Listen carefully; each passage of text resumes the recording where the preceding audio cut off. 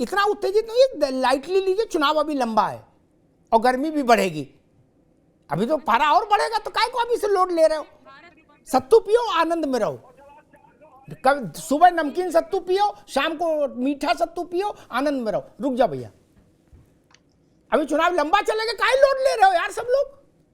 नेताओं से तो कोई फर्क नहीं पड़ता, बीमार हो जाओगे, अस्पताल भर्ती हो जाएगा, कोई 2 केले लेके भी देखने नहीं आएगा, हमें चिंता करनी पड़ेगी। रुक जाओ भैया, रुक जाओ, रुक जाओ महाराज, रुक जाओ। ठीक है, दोनों की आवाज रोक दीजिए। एक होमवर्क की कमी है थोड़ी। रुको भाई पल्लवी, एक मीटिंग ऐसी कर लेते कि भैया क्या क्या बोलना है। जब रिश्तेदारी हो जाती है तो एक ही बात बोली जाती, बोले गुड्डू के 2 मकान है, तो सब फिर यही बोलते गुड्डू के 2 मकान है। ये कैसे कोई? पल्लवी रुक जाओ भाई, काय चीज बोल, रुको। वैसे ही मैंने समाजवादी पार्टी और कांग्रेस 2 के घोषणा पत्र देखे। राहुल गांधी, अखिलेश यादव 5 मिनट कहीं कॉफी पे बैठ लेते तो ऐसा गड़बड़ नहीं होती। राहुल गांधी ने कहा हम जैसे आएंगे 50% सरकारी नौकरी महिलाओं को दे देंगे। अखिलेश यादव ने कहा हम 33 देंगे। अब ये 17% बीच वाली कहां जाएंगी? ये गंगा की कटरी में डोलेंगी। होमवर्क नहीं कर रहे। दूसरी बात, कपिल जी ने कहा 400 हारेंगे, ठीक, 400 हारेंगे।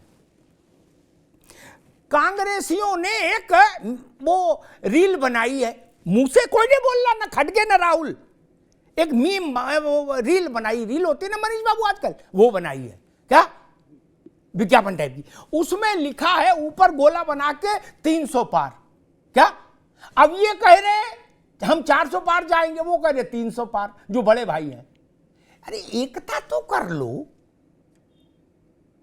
चाचा, मामा, फूफा, लड़के की तनख्वाह सब एक ही बताते लड़की वालों को, क्या अलग अलग बताओगे? इसी से गड़बड़ हो जाता है। कभी जनेऊ अंदर पहनोगे, कभी ऊपर डाल लोगे, उसी से तो गड़बड़ है। भाई मीटिंग कर लेते कि 400 पार लिखनी है हमको, तो 400 पार सब लोग लिखते। अब आप कह रहे, कांग्रेस कह रही 300, आप कह रहे 400। ये 100 सीटें अखिलेश यादव तो नहीं बढ़ा सकते। अखिलेश यादव के पास तो 100 सीटें है ही नहीं, लड़ने के लिए नहीं है। 63 पे तो खुद लड़ रहे, तब ये 100 सीटें कहां से आएंगी? इसलिए मैं कह रहा हूं इसको देख ली। एक दूसरी बात आई थी, अखिलेश ठीक है कपिश बाबू, एक दूसरी बात आई थी कि चरण सिंह जी को लेकर। इस बात को हमेशा गांठ बांध लीजिए, मुलायम सिंह यादव जब जीवन के आरंभिक दौर में थे तो ऐसा तो नहीं कि पहले दिन से नेताजी थे, कोई नहीं होता पहले दिन से तो नेता, वो भी नहीं थे। तब उनको ये उम्मीद थी कि चरण सिंह अपना वरदहस्त मेरे ऊपर रख के जाएंगे। वो उम्मीद टूट गई, झटका लगा। फिर अजीत सिंह आ गए उनके सामने, मुख्यमंत्री पद के लिए दावेदारी ठोक दी। इसलिए वहां फांस गहरी है, जख्म गहरा है मेरे भाई। पीडीपी ने कौन सी अटल बिहारी वाजपेयी और नरेंद्र मोदी की बकरी खोल ली? जैसे सब लोग आपस में झाऊ झाऊ करते हैं, वो भी कर रहे हैं। लेकिन अजीत सिंह ने तो मुलायम सिंह के लिए संकट पैदा कर दिया था, और विश्वनाथ प्रताप उनके साथ खड़े हो गए थे। वहीं से विश्वनाथ प्रताप और मुलायम सिंह में ऐसे हुई। ये ऐतिहासिक तथ्य थोड़े नहीं मिट सकते मित्र। किसी की जयंती पर ट्वीट कर देना अलग बात है, लेकिन दिल की फांस कहीं जाती है। दिल की प्यास, ही की प्यास बुझे न बुझाए, ये दिल की लगी है, जाएगी नहीं। इसलिए मैं जो बात अजीत सिंह को कह के आया था वही बात आज कपिल श्रीवास्तव और अमन पांडे के सामने दोहरा रहा हूं। ये बात मैं कभी मान ही नहीं सकता कि चरण सिंह के परिवार पीढ़ी कोई आ जाए और मुलायम सिंह का परिवार पीढ़ी कोई आ जाए, क्या बहुत एकदम दिल मिल जाएगा? कभी नहीं ना। मुलायम सिंह का आरंभिक जीवन उनको सबसे बड़ा झटका वहीं से लगा। आज वो गलत किया सही किया मैं उस बात में नहीं पढ़ रहा, लेकिन हां, जब हर पिता ने अपने लड़के को ही दी, मुलायम सिंह जी अपनी राजनीतिक पूंजी शिवपाल को तो नहीं दे गए, आजम को भी नहीं दे गए, तो चरण सिंह भी क्यों दे जाते? लालू यादव भी तो अपने लड़कों को दे गए, मनीष बाबू। शरद पवार ने अपनी बिटिया को दी, बड़े बादल ने छोटे बादल को थी, भगवान का नाम लो। मुलायम सिंह को बुरा क्यों लगा? नहीं लगना चाहिए था, चाहते ही गलत थे। आपके कान में बताए नहीं मानना चाहिए ना भाई, अपने बाप लड़के कोई देगा, लड़का काबिल निकले चाहे ना निकले। अजीत सिंह नहीं चला पाए चरण सिंह की विरासत, पार्टी कमजोर होती गई होती गई होती गई, लेकिन पिताजी तो दे गए। खैर चलिए छोड़े। अब सवाल उठता है कि अखिलेश जी आ गए मैदान में, उन्होंने जनता, वो कह रहे कि जनता की मांग सिर माथे रखनी पड़ी। मैं कहूँगा आगे अभी वो चुनाव आएंगे जीवन में,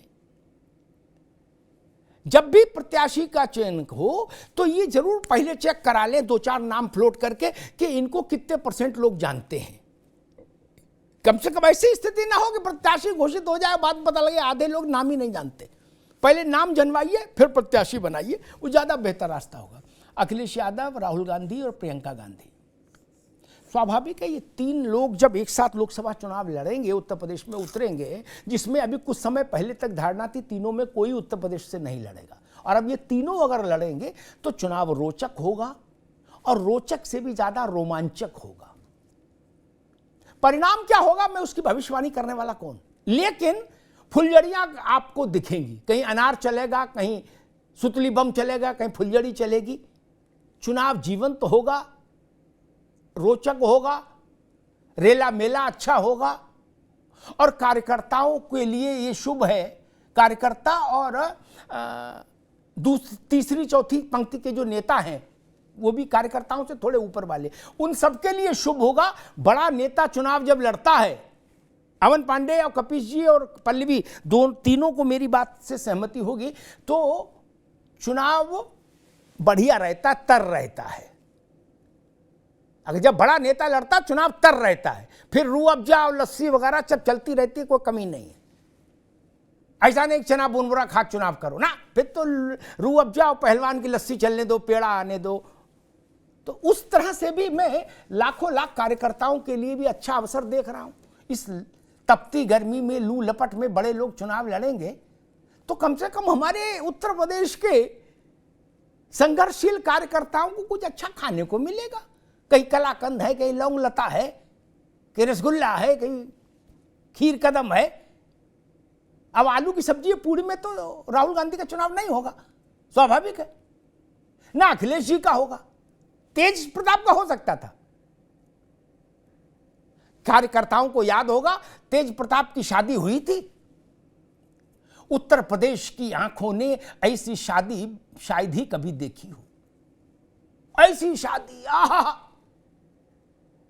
लगा स्वर्ग वैकुंठ धरती पर उतार दिया नेताजी ने। ऐसे ऐसे स्वीट, क्या बोलते, स्विस कॉटेज थे, आहा, तो जहां भाई क्या क्या लगे कि भाई यही वैकुंठ है, स्वर्ग है। क्या लालू जी की बिटिया और इधर से तेज प्रताप। तो जब तेज प्रताप के मामले में ऐसा है, पर अब तो अखिलेश जी खुद लड़ रहे हैं चुनाव, तो कन्नौज के लोगों को मेरी बधाई। परिणाम कुछ भी हो, जब तक वोट पड़ रहा गुरु, चौचक छाने रहो, आनंद में रहो। धन्यवाद।